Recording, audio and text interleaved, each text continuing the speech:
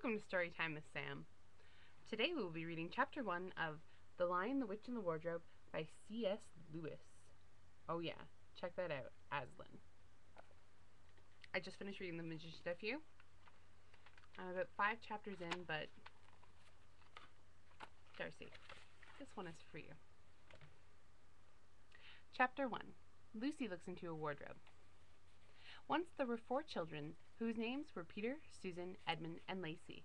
This story is about something that happened to them when they were sent away from London during the war because of the air raids. They were sent to the house of an old professor who lived in the heart of the country, 10 miles from the nearest railway station and 2 miles from the nearest post office. He had no wife, and he lived in a very large house with a housekeeper called Mrs. Macready and 3 servants. Their names were Ivy, Margaret, and Betty, but they do not come into the story much. He himself was a very old man with shaggy white hair, which grew over most of his face as well as on his head, and they liked him almost at once. But on the first evening, when he came out to meet them at the front door, he was so odd-looking that Lucy, who was the youngest, was a little afraid of him, and Edmund, who was the next youngest, wanted to laugh and had to keep on pretending that he was blowing his nose to hide it. As soon as they had said good night to the professor and gone upstairs on the first night, the boys came into the girls' room and they all talked it over. "We've fallen on our feet and no mistake," said Peter. "This is going to be perfectly splendid. That old chap will let us do anything we like." "I think he's an old dear," said Susan. "Oh, come off it," said Edmund, who was tired of pretending not to be tired, which always made him bad-tempered. "Don't go on talking like that." "Like what?" said Susan. "And anyway, it's time that you were in bed." "Trying to talk like mother," said Edmund. "And who are you to say when I'm to go to bed? Go to bed yourself." "Hadn't we all better go to bed?" said Lucy. There's sure to be a row if we're heard talking here."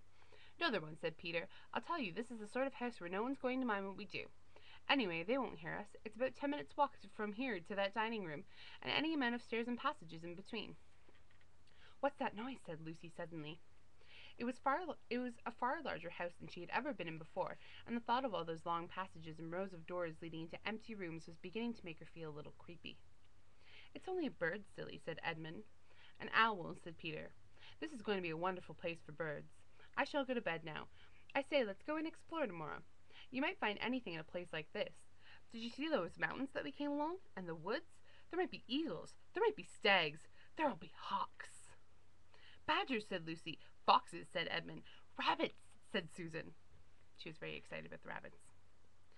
But when the next morning came, there was a steady rain falling, so thick that when you looked out of the windows you could see neither the mountains nor the woods, nor even the stream in the garden. "Of course it would be raining," said Edmund. They had just finished breakfast with the professor, and were upstairs in the room he had set apart for them, a long, low room with 2 windows looking out in one direction and 2 in another. "Stop grumbling, Ed," said Susan. 10 to 1 it'll clear up in an hour or so, and in the meantime we're pretty well off. There's a wireless and lots of books." "Not for me," said Peter. "I'm going to explore the house." Everyone agreed to this, and that was how the adventures began. It was the sort of house that you'd never come to see the end of, and it was full of unexpected places. The first few doors they tried led only into spare bedrooms, and as everyone expected they would. But soon they came to a very long room full of pictures, and there they found a suit of armor. And after that was a room all hung with green, with a harp in one corner, and then came 3 steps down and 5 steps up, and then a kind of little upstairs hall and a door that led out onto a balcony, and then a whole series of rooms that led into each other and were lined with books, most of them very old books, and some bigger than the Bible in a church. And shortly after that they looked into a room that was quite empty except for one big wardrobe, the sort that has a looking-glass in the door. There was nothing else in the room, and all was at all except a dead blue bottle on the window-sill. "Nothing there," said Peter, and they all trooped out again, all except Lucy. She stayed behind because she thought it would be worth while trying the door of the wardrobe, even if she felt almost sure that it would be locked. To her surprise, it opened quite easily, and 2 mothballs dropped out. Looking into the inside, she saw several coats hanging up, mostly long fur coats. There's an illustration that goes along. This is the wardrobe that they find.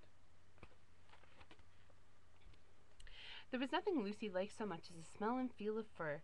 She immediately stepped into the wardrobe, and got in among the coats and rubbed her face against them, leaving the door open, of course, because she knew that it is very foolish to shut oneself in any wardrobe.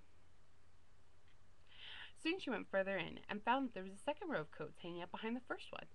It was almost quite dark in there, and she kept her arms stretched out in front of her so as to not bump her face into the back of the wardrobe. She took a step further in, then 2 or 3 steps, always expecting to feel woodwork against the tips of her fingers, but she could not feel it. This must be a simply enormous wardrobe, thought Lucy, going still further in and pushing the soft folds of the coats aside to make room for her. Then she noticed that there was something crunching underneath her feet. I wonder, is that more mothballs? She thought, stooping down to feel it with her hand, but instead of feeling the hard, smooth wood of the floor inside the wardrobe, she felt something very soft and powdery and extremely cold. This is very queer, she said, and went on a step or two further. The next moment she found that she was rubbing against her. Let's try that again. The next moment she found that what was rubbing against her face and hands was no longer soft fur, but something hard and rough and even prickly. Why, it's just like branches of trees, exclaimed Lucy. And then she saw that there was a light ahead of her, not a few inches away from where the back of the wardrobe ought to have been, but a long way off. Something cold and soft was falling on her. A moment later, she found that she was standing in the middle of a wood at night time, with snow under her feet and snowflakes falling through the air. Lucy felt a little frightened, but she felt very inquisitive and excited as well. She looked back over her shoulder, and there, between the dark tree trunks, she could still see the open doorway of the wardrobe, and even catch a glimpse of the empty room from which she had set out. She had, of course, left the door open, for she knew that it was a very silly thing to shut oneself in a wardrobe. It seemed to still be daylight there. I can always get back if something goes wrong, thought Lucy. She began to walk forward, crunch, crunch, over the snow and through the wood towards the other light. This is the other light. If you've read The Magician's Nephew, you know where that came from. In about 10 minutes, she reached it and found it was a lamppost. As she stood looking at it, wondering why there was a lamppost in the middle of the wood, and wondering what to do next, she heard a pitter-patter of feet coming towards her. And soon after that was a very strange person stepped out from among the trees and into the light of the lamppost. He was only a little taller than Lucy herself, and he carried an umbrella over his head, white with snow. From the waist upwards he was like a man, but his legs were shaped like a goat's, and the hair on them was glossy black, and instead of the feet he had goat's hooves. He also had a tail, but Lucy did not notice this at first, because it was neatly caught up over the arm that held the umbrella, so as to keep it from trailing in the snow. He had a red woolen muffler around his neck, and his skin was rather reddish too. He had a strange but pleasant little face, with a short pointed beard and curly hair, and out of the hair there stuck 2 horns, one on each side of his forehead. One of the hands, as I have said, held the umbrella. In the other arm he carried several brown paper parcels. What with the parcels in the snow, it looked just as if he had been doing his Christmas shopping. He was Fawn, and when he saw Lucy, he gave such a start of surprise that he dropped all of his parcels. "Goodness gracious me!" exclaimed the Fawn. And that concludes Chapter 1 of C.S. Lewis's The Lion, the Witch, and the Wardrobe.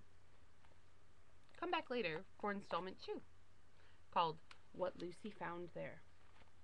I'm sure that you're all very curious as to what happens. See you next time.